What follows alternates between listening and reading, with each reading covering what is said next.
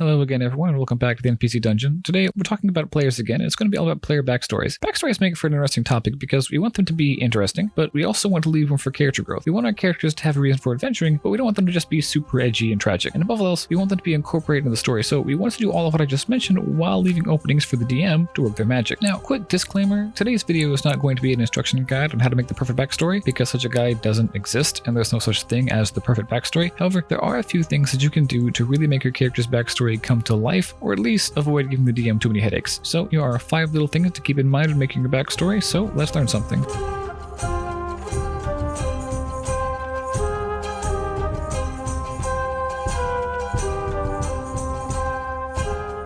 The first thing is this: give your characters some agency. We've all seen and heard about backstories where a player makes a super tragic character where everything bad that could have happened to them has happened to them, and this isn't necessarily a bad thing, but it can certainly get a little dull or predictable if every character you play has the same tragic or a similar tragic backstory. I think that the main problem here lies in the phrase "happened to." Often these backstories fall flat because it's just a series of things that happen to the player character without the character really doing anything themselves. Now, I'm not saying that backstories like this are super unrealistic, I'm just saying they're very hard to play. And if you insist on playing one, and even if you don't, the very least that we should do is reflect on at least a little bit on how their backstory shaped how they see the world, and then try to incorporate that into how we play the character and into the character's personality. And again, like I said earlier, the very easiest fix is to stop thinking about the backstory as things that happened to your character and start thinking about them as things that your characters did in the past. Usually, this also even causes the backstories to become a little bit lighter, obviously barring evil characters. And honestly, I prefer to play lighthearted, lighter characters with somewhat lighter backstories. Try it, it may be fun. And to get into a little bit of specifics about the agency that I'm talking about, it's probably best to have at least one big decision that your character makes in their backstory that sets them off on this course or on this adventure. Maybe they make some mistake or got someone injured. Maybe in a moment of desperation they signed a contract with some evil entity, some demon or something. Maybe they got themselves indebted to some boss connected with some big criminal syndicate. But it doesn't have to be all bad. Maybe they saved someone and now have to carry the burden of being a hero. Maybe they left their family in high spirits, ready for the adventuring life, only to realize the open road isn't quite so welcoming. And this kind of makes sense, right? Many great stories start out with a character who, in the first act, makes a decision which sets everything else into motion. This is the defining feature of a character-driven story. I know that we often think it's up to the DM to make a campaign character-driven, but if you don't set them up, this can be difficult or even impossible, which is why we need to be in constant communication with our DMs when making these stories, and that is actually my next point.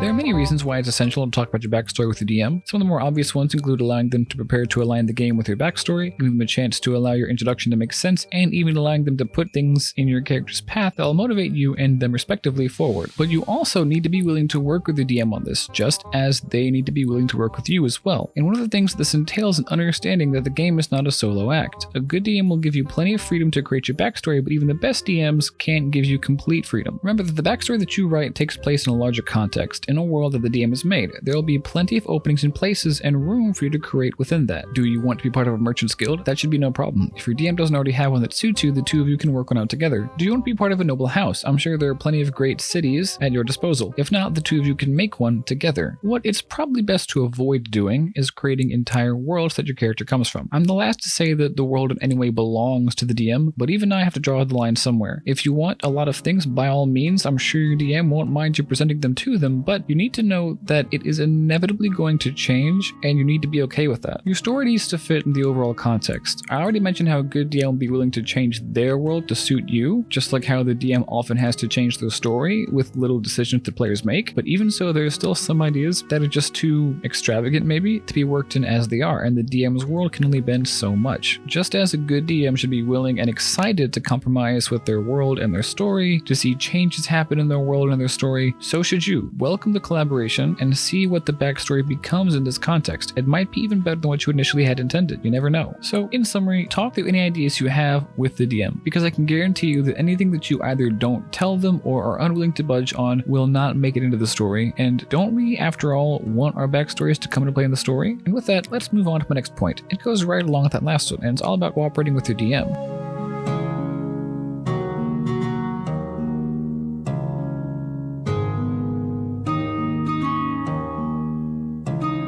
When you're making a backstory, there are things you can do that can really help the game run along in a much smoother and even more interesting fashion. One such thing that should be obvious is consider the DM's perspective. If you write this really long 15-page backstory with 25 characters, do you really think your DM is going to be able to include all of that? Tone it down a little bit. Remember, this is only the very beginning of your story. A good character will definitely have had past experiences, but not a whole lifetime's worth. If you insist, then fine. Just know that your DM won't be able to include it all, and don't get upset when they're unable to. They will incorporate as much as they can, but they still need to build a narrative and push the story along, and including all the other players as well is part of that. And on the opposite side, don't leave your backstory so vague and open-ended that the DM doesn't know what to do with it. This again is one of the many other reasons why discussing your backstory with the DM is so important. If they don't have enough, it won't be easy for them to work you into their story. The DM will probably ask you other questions, but they shouldn't have to drag it out of you. It pays to have a clear idea of what you want in your head before you commit your character to the game, or at least a clearish idea. I understand it won't be perfect. And then, what if your DM works your backstory in and it's not exactly what you had? Well, if you only told them, I came from a world of darkness and seek blood, you really only have yourself to blame. I actually encourage my players to leave some holes in their backstories, maybe things the characters didn't know about, for example, and let them know ahead of time that things will change. Life happens in the world and their stories will twist and turn. If your DM is anything like me, then yes, leave things vague. But I also know not every DM is like me, and not every table is like my table. Some tables don't focus a lot on backstory, some games just don't worry about that. If that's the case, you don't have to worry about anything that I'm saying here. But if it is, maybe take some of the stuff in mind and take some of the stuff in consideration.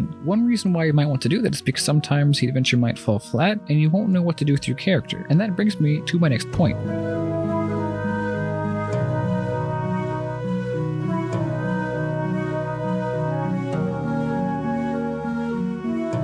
And this point is find a reason to adventure. I mentioned this a little before in my first episode on helping the game run smoothly as a player. I'll link it below and put a card above if you want to see it. But it's one of those things that is super important, and as you might have guessed, it starts with the backstory. As I said earlier in my first point in this episode, it isn't just about what happened to your character, it's also about what they're doing and what they did. Ask yourself why your character is out on the road. Did something force them there? Are they looking for someone or something? Do they want to prove themselves? Are they running away? And those are just a few things that I came up with off the top of my head, and even then there are many directions you can go in with any of those really too. And that's just half of it. One of the things that I often hear players say is something like, well, I don't know any of these people. Well, you're with them, so you better get to know them. You as a player know that this is a collaborative game and that you're going to be playing with a group, so give your character a reason to either want or need a group. There are many things the DM can do to ensure this kind of cohesion, and I'll probably make a whole episode on that in the future, but it doesn't work if everyone isn't working together on it, so keep that in mind when you're making your character and making their backstory, and even playing your character too. And the fun part is, your character may not even know they need it. It can be as simple as a character flaw that the presence of other people can help account for. I've seen players complain their DM doesn't give their players a lot of chances in time to really cohere and work together, and then blame them for lack of player cohesion, and sometimes, yes, that may be the case. Sometimes DMs get a little overzealous, sometimes we forget and don't give the players time to talk, sometimes we interrupt roleplay. I try not to do those things, but sometimes the DM does give you options and you just don't recognize them, and that's fine. If you have some downtime, don't just sit there. If you have nothing else to do, go and talk to one of the other characters. The same thing goes for short rests, before long rests, travel time, and any time spent while you're not doing anything super pressing like combat. And even then, after a hard-fought battle, isn't it natural to see how everyone else is doing? The phrase, I don't know you, does not translate to, I don't value your life. You should still be willing to help them if need be. Oftentimes, your DM, myself included, puts these dire situations in front of you to make you think like this and boost cohesion. Your DM generally shouldn't have to have a big neon sign that says, it's probably best to work together for you to work together. And your backstory is where you set yourself up for this. If you want to make a loner character, I strongly recommend against it. It can be done well, but usually just ends up hampering things. This game is a game we play together, so set yourself up for it with your backstory. And speaking of character flaws and loner characters, my last point brings up this idea of not making your character too perfect or too flawed.